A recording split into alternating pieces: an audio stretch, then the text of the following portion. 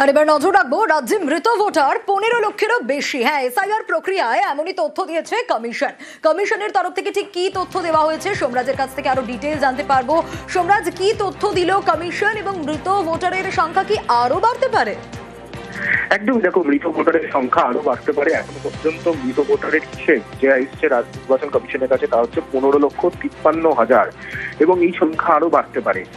তুমি জানো যে এসআইআর প্রক্রিয়া শুরু হওয়ার পরই রাজ্যের মুখ্য নির্বাচনী আধিকারিকের দপ্তর থেকে বিভিন্ন জেলা থেকে তথ্য চাওয়া হয়েছিল যে বিভিন্ন জেলায় মৃত ভোটারের সংখ্যা কত, এবং তারপরেই যে হিসেবে পৌঁছাচ্ছে তাতে দেখা যাচ্ছে এখনো পর্যন্ত রাজ্যে মৃত ভোটারের সংখ্যা প্রায় 15,53,000 এবং এই সংখ্যা আরো বাড়তে পারে।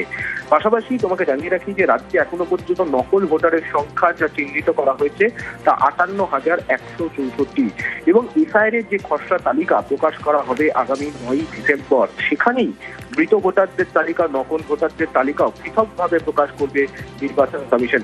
আগামী দিনে কেউ যদি অবজেকশন ক্লেম করতে চায় তাহলে সেই তালিকার উপর নির্ভর করেও ক্লেম করতে পারেন এবং সেই জন্য সেই মৃত ভোটারদের তালিকাও প্রকাশ করবে কমিশন।